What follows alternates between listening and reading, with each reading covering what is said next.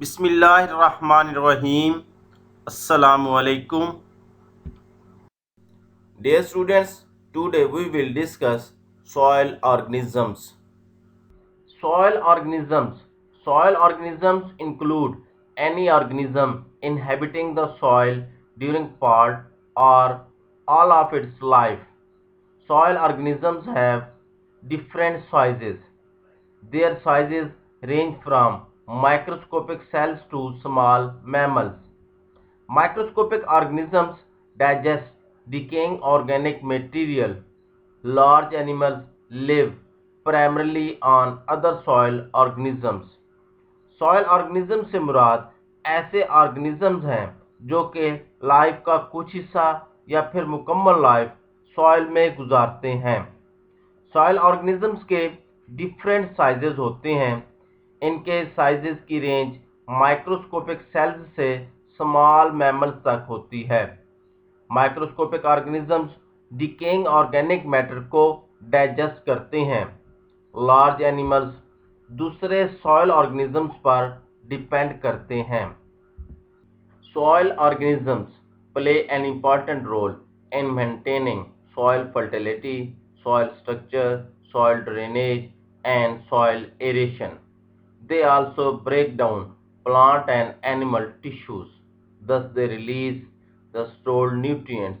They convert these minerals into form usable by plants. Some soil organisms are pests. Some of the pests of crops are nematodes, slugs and snails, symphylids, beetle larvae, caterpillars and root aphids. Soil organisms soil की fertility, structure, drainage और aeration को maintain करने में अपना role play करते हैं। ये plants और एनिमल्स के टिश्यूज की ब्रेक डाउन करते हैं, यानी ये स्टोर्ड न्यूट्रिएंट्स को रिलीज करते हैं। ये इन मिनरल्स को ऐसी सूरत में कन्वर्ट करते हैं जिन्हें प्लांट्स यूज कर सकें। कुछ सॉइल ऑर्गेनिजम्स पेस्ट हैं। इन क्रॉप पेस्ट्स में निमाटोड्स, स्लग्स, स्नेल्स, सिम्फिलिड्स, बीटल लार्वे, कैटरपिलर्स और रूट एफिड्स शामिल हैं। Some soil organisms cause rots. Some soil organisms release substances that inhibit plant growth. Some others are hosts for organisms that cause animal diseases. Most of the functions of soil organisms are beneficial. Thus, large numbers of organisms make the land fertile. 1 square meter of rich soil can have as many as 1 billion organisms. कुछ soil organisms रोटिंग करते हैं। कुछ soil organism ऐसे substances release करते हैं जो plant growth को inhibit कर देते हैं। कुछ soil organisms animal disease cause करने वाले ऑर्गेनिजम्स के होस्ट होते हैं। ज़्यादातर सॉयल ऑर्गेनिजम्स के फंक्शंस बेनिफिशियल हैं। ज़्यादातर सॉयल ऑर्गेनिजम्स ज़मीन को ज़रखेज़ बनाते हैं। सॉयल में सॉयल ऑर्गेनिज्म की तादाद बहुत ज़्यादा पाई जाती है। एक अंदाज़े के मुताबिक 1 मुरब्बा मीटर में तकरीबन 1 अरब सॉयल ऑर्गेनिजम्स हो सकते हैं। Dear students, here we can see different soil organisms present in soil. Their sizes range from microscopic cells to small mammals. Classification of soil organisms. Soil organisms are commonly divided into 5 groups according to size. First is prokaryotes and protists. Second is microfauna. Third is mesofauna. Fourth is macrofauna and fifth is megafauna. Size के एतबार से आमतौर पर soil organisms को 5 groups में तकसीम किया जाता है। इनमें पहला ग्रुप प्रोकैरियोट्स और प्रोटिस्ट का है, दूसरा माइक्रोफाना, तीसरा मेसोफाना, चौथा मैक्रोफाना और पांचवा मेगाफाना है। Prokaryotes and प्रोटिस्ट्स, they are the smallest soil organisms. They include bacteria, actinomycetes, and algae. Most of the bacteria and actinomycetes are decomposers. They release their enzymes outside the body. These enzymes digest the decay matter into simple compounds. They absorb these compounds, thus they recycle nutrients. Some blue-green algae and bacteria are involved in nitrogen fixation. Algae are mostly photosynthetic. अब हम पहला group discuss करते हैं जो कि prokaryotes और protist पर मुश्तमिल है। ये सबसे स्मॉलेस्ट ऑर्गेनिजम्स हैं। इनमें बैक्टीरिया, एक्टिनोमाइसीट्स और एल्गी शामिल हैं। ज़्यादातर बैक्टीरिया और एक्टिनोमाइसीट्स डीकम्पोजर्स हैं। ये अपने एंजाइम्स अपनी बॉडी के बाहर रिलीज करते हैं जो कि डिके मैटर को सिंपल कंपाउंड्स में डाइजेस्ट करते हैं। इस ग्रुप के ऑर्गेनिजम्स ये कंपाउंड्स एब्जॉर्ब करते हैं। इस तरह से न्यूट्रिएंट्स की रीसाइक्लिंग होती है। कुछ ब्लू ग्रीन एल्गी और बैक्टीरिया नाइट्रोजन फिक्सेशन करते हैं जबकि एल्गी ज़्यादातर फोटोसिंथेटिक होते हैं। Microfauna, this is next group of soil organisms. They are less than 100 microns in length. They generally feed upon other microorganisms. The microfauna include single-celled protozoan, some smaller flatworms, nematodes, rotifers, and tardigrades. Soil organisms का दूसरा group माइक्रोफाना है। ये length में 100 micron से भी छोटे होते हैं। ये आमतौर पर दूसरे माइक्रो ऑर्गेनिजम्स पर फीड करते हैं। इस ग्रुप में सिंगल सेल्ड प्रोटोजोन, कुछ स्मॉल फ्लैटवर्म्स, निमाटोड्स, रूटिफर्स और 8 लेग्स वाले इनवर्टिब्रेट्स टर्डिग्रेड्स शामिल हैं। Mesofauna, they are larger and are heterogeneous group. They include organisms that feed on microorganisms, decaying matter, and living plants. They include nematodes, mites, sprongtails, insect-like procerans, and pauropods. इस group के soil organisms size के एतबार से माइक्रोफाना से बड़े होते हैं। मीजोफाना हीट्रोजीनस group है। इस ग्रुप में शामिल organisms microorganism, decaying matter और लिविंग प्लांट से खुराक हासिल करते हैं। इस ग्रुप में nematodes, mites, wingless insects, springtails, insect like proturans और पारोपोड्स शामिल हैं। Macrofauna. It is the fourth group of soil organisms. They are also quite diverse. The most common example is potworm. It is white segmented worm which feeds on fungi, bacteria and decaying plant material. This group also includes slugs, snails and millipedes which feed on plants.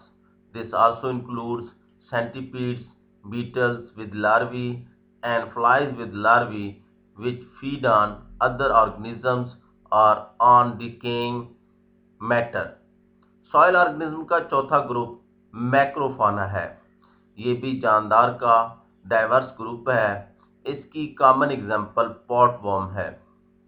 पॉटवर्म एक wide segmented worm है जो fungi, bacteria और decaying plant material से खुराक हासिल करता है। इस ग्रुप में स्लग्स, स्नेल्स और मिलीपीड्स भी शामिल हैं जो प्लांट से खुराक हासिल करते हैं। इसी तरह से इस ग्रुप में सेंटीपीड्स, बीटल्स और इनके लार्वे, फ्लाइज और इनके लार्वे भी शामिल हैं जो दूसरे जानदार और डिकेइंग मैटर से खुराक हासिल करते हैं। Megafauna. It constitutes the largest soil organisms. They include the largest earthworms, Earthworms are the most important organisms living in topsoil. Earthworms pass both soil and organic matter through their gut. It performs following processes: aerating the soil, breaking up the litter of organic material on its surface, moving material vertically from the surface to the subsoil. These processes are extremely important to soil fertility. They develop the structure of soil as a matrix for plants and other organisms. It is estimated that earthworms completely turn over the equivalent of all the soil on the planet to a depth 1 inch every 10 years. Some vertebrates are also found in megafauna category. These include all sorts of burrowing animals like snakes, lizards, gophers, rabbits, hares, mice, and moles. Megafauna soil organisms का largest group है। इनमें largest earthworms शामिल हैं। Top soil में earthworm सबसे important soil organisms हैं। Earthworms अपनी guts के जरिए से सॉइल और ऑर्गेनिक मैटर पास करते हैं। इससे सॉइल की एरेशन होती है, लिटर की ब्रेकडाउन होती है और मटेरियल की सरफेस से सब सॉइल की तरफ वर्टिकल मूवमेंट होती है। ये प्रोसेसेस सॉइल फर्टिलिटी के हवाले से बहुत इम्पॉर्टेंट हैं। ये प्लांट्स और दूसरे ऑर्गेनिजम्स के लिए मैट्रिक्स की सूरत में सॉइल स्ट्रक्चर डिवेलप करते हैं। एक अंदाजे के मुताबिक अर्थवर्म्स जमीन की सॉइल को 1 इंच की गहराई तक मुकम्मल तौर पर टर्नओवर करते हैं। कुछ वर्टिब्रेट्स भी मेगाफाना में शुमार होते हैं। इनमें बरोइंग एनिमल्स जैसा कि स्नेक्स, लिजर्ड्स, गूफर्स, रैबिट्स, हेयर्स, माइसेस और मोल्स शामिल हैं। Beneficial effects of soil organisms. Soil organisms play an important role in improving soil structure, aggregate stability, soil fertility, and weathering of soil. They affect whole of the soil environment, thus they indirectly affect plant growth. There are following beneficial effects of soil organisms. First is decomposition, second is role in natural cycles, third is biological nitrogen fixation, fourth is weathering of soil, fifth is soil formation, sixth is humus formation, seventh is soil fungi as mycorrhiza. Soil organisms soil structure की improvement, aggregate stability, soil fertility और soil की weathering में बहुत अहम किरदार अदा करते हैं।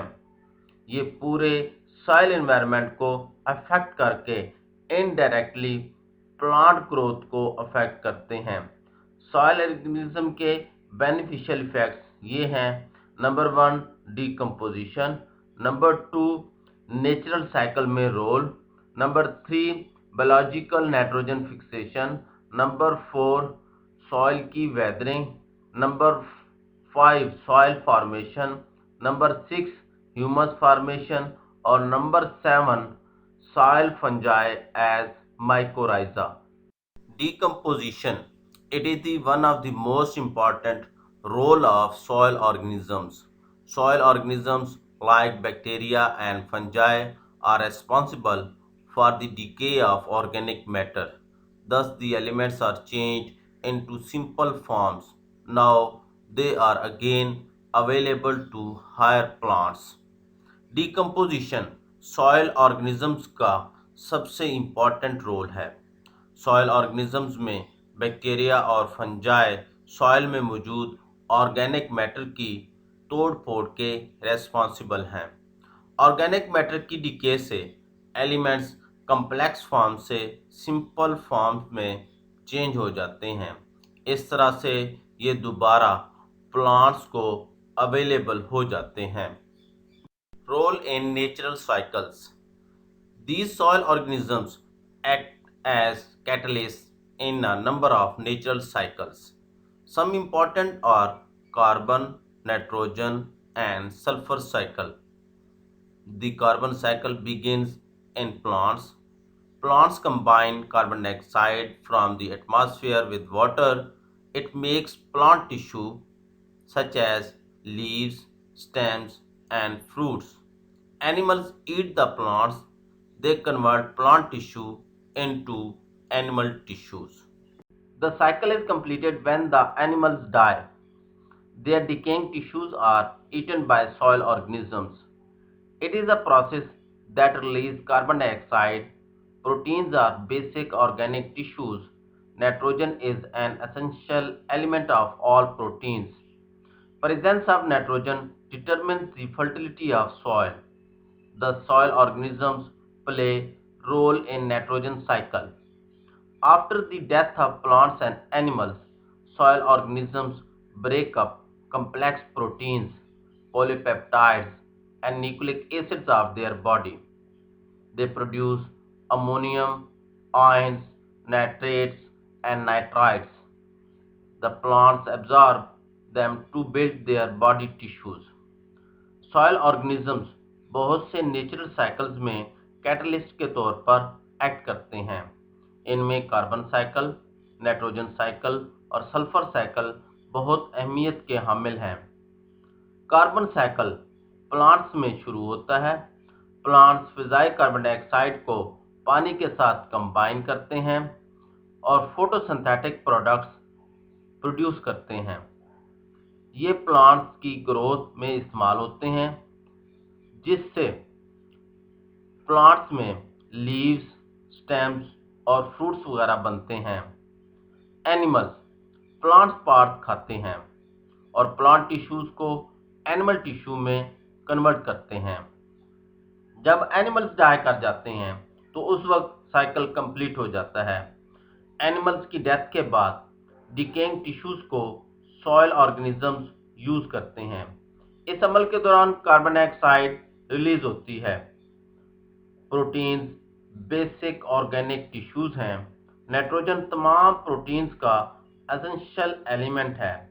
सॉइल में नाइट्रोजन की प्रेजेंस सॉइल की फर्टिलिटी का बताती है।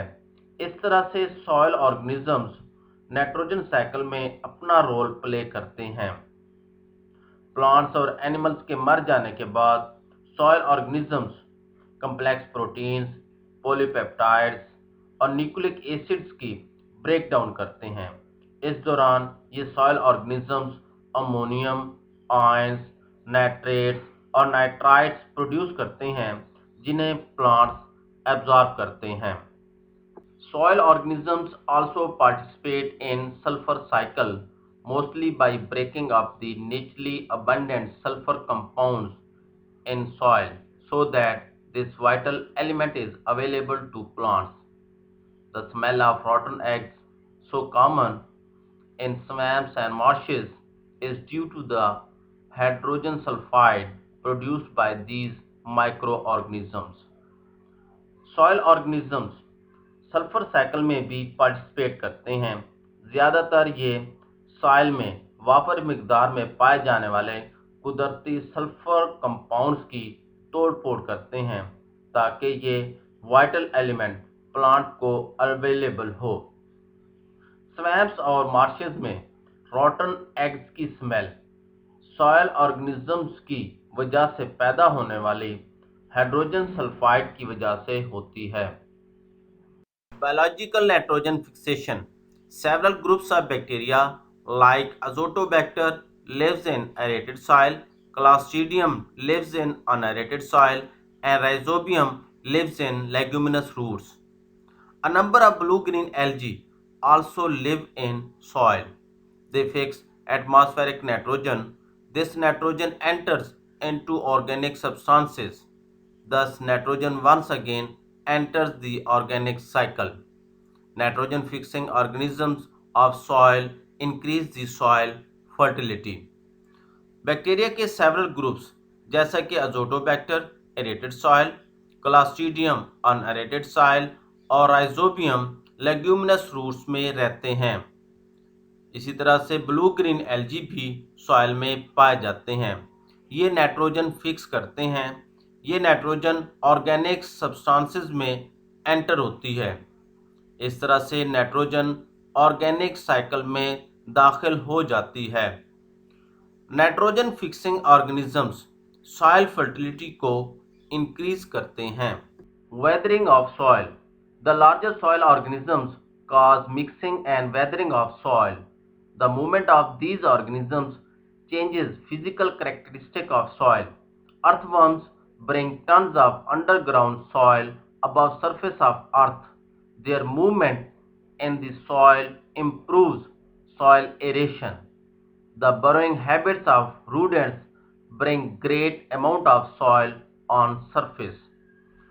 लार्ज सॉइल ऑर्गेनिजम्स जैसे कि इंसेक्ट्स, वर्म्स, रूडेंट्स वगैरह सॉइल की मिक्सिंग और वेदरिंग काज करते हैं। इन ऑर्गेनिजम्स की मूवमेंट से सॉइल की फिजिकल कैरेक्टरिस्टिक्स चेंज हो जाती हैं। अर्थवर्म्स कई टन अंडरग्राउंड सॉइल को सरफेस पर लाते हैं। इससे सॉइल एरेशन इंप्रूव होती है।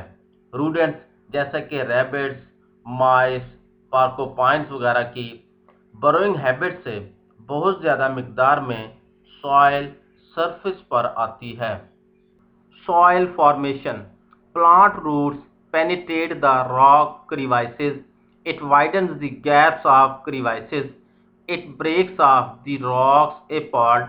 Therefore, plant roots play a great role in soil formation. Plant roots rock crevices में पेनिट्रेट करती हैं और रॉक क्रीवाइसेस में मौजूद गैप्स को बढ़ा देती हैं और रॉक्स टूट जाती हैं। इस तरह प्लांट रूट्स सॉइल फॉर्मेशन में अहम रोल प्ले करती हैं। Formation of humus. Soil organisms play a vital role in formation of humus. Humus is finely separated complex of organic materials composed of decaying leaves and other vegetable matter. Leaves fall from trees. They cannot be eaten by most animals. Fungi and other microflora attack on it. They make it soft and pliable. It is called as litter. Litter is eaten by variety of invertebrates. They fragment it into mulch. These are consumed by different organisms. Finally, humus becomes fertilizer for plants. Soil organisms humus formation में अहम किरदार अदा करते हैं। Humus एक fine organic materials का एक complex होता है जो कि डिकेइंग लीव्स और दूसरे वेजिटेबल मैटर पर मुश्तमिल होता है। दरख्त से लीव्स गिरते हैं। एनिमल्स इन पत्तों को खा नहीं सकते। फंजाई और दूसरे माइक्रोफ्लोरा इन पर अटैक करते हैं। ये इस मटेरियल को सॉफ्ट और फ्लेक्सिबल बना देते हैं। नया बनने वाला पार्शली डीकम्पोज मटेरियल लिटर कहलाता है। मुख्तलिफ तरह के इनवर्टिब्रेट्स लिटर को खाते हैं और इसे मुल्च में चेंज कर देते हैं जिसे मुख्तलिफ ऑर्गेनिजम्स कंज्यूम करते हैं। फाइनली ये मटेरियल ह्यूमस बन जाता है जो कि प्लांट्स के लिए फर्टिलाइज़र के तौर पर यूज़ होता है। Harmful effects of soil organisms. The harmful effects of soil microflora and fauna are as under. First is damage to crops, second is plant disease, third is competition for nutrients, fourth is toxins production, and fifth is production of antibiotics in soil. अब हम soil organisms के harmful effect discuss करते हैं, जैसे कि number 1 crops का damage होना, number 2 plant diseases, number 3 nutrients के लिए कंपटीशन, नंबर 4 टॉक्सिन्स प्रोडक्शन और नंबर 5 सॉइल में एंटीबायोटिक्स की production. Damage to crops. Certain soil fauna are injurious to higher plants. For example, some rodents and moles damage the crops. Snails and slugs in some climates act as pests, especially for vegetables. Certain soil fauna higher plants के लिए नुकसानदेह होते हैं। मिसाल के तौर पर रूडेंट्स crops को नुकसान पहुंचाते हैं। कुछ क्लाइमेटिक कंडीशंस में स्नेल्स और स्लग्स पेस्ट के तौर पर एक्ट करते हैं, स्पेशली वेजिटेबल पर। Plant diseases. Many soil fungi are responsible for causing diseases in plants such as weeds, damping of root rots and club roots, etc. बहुत से सॉइल फंजाई प्लांट्स में diseases cause करते हैं, जैसे कि weeds, damping off root rots और club roots वगैरह। Competition for nutrients. The soil organisms compete for nutrients with plants. The competition is greatest for nitrogen, phosphorus, potassium, calcium, and micronutrients. So they cause nutrients deficiency in soil. Some organisms oxidize several elements and make them unavailable for plants. Soil organisms nutrients हासिल करने के लिए plants के साथ compete करते हैं। ये competition nitrogen, phosphorus, potassium, calcium और माइक्रोन्यूट्रिएंट्स के लिए ज़्यादा होता है। इस वजह से ये ऑर्गेनिजम्स सॉइल में न्यूट्रिएंट्स की डेफिशिएंसी काज करते हैं। कुछ सॉइल ऑर्गेनिजम्स ऐसे हैं जो कि कुछ एलिमेंट्स को ऑक्सीडाइज कर देते हैं, जिसकी वजह से प्लांट्स इन एलिमेंट्स को हासिल नहीं कर सकता। Toxins. The मैक्रोब्स absorb oxygen quickly from poorly aerated soils. Some elements are reduced by microbes.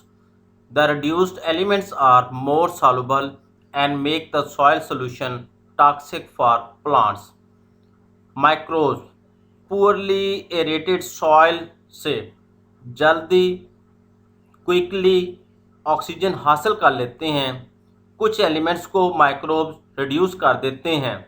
Reduced element ज़्यादा सॉल्युबल होते हैं और ये प्लांट्स के लिए टॉक्सिक सॉल्यूशन बनाते हैं। Production of antibiotics in soils. Certain soil bacteria, fungi and actinomycetes can produce antibiotics. Antibiotics are the substances which are injurious to organisms other than those that produce them. Antibiotics may kill many soil organisms vital for plant growth of higher plants. कुछ bacteria, fungi और एक्टिनोमाइसिड्स antibiotics produce करते हैं।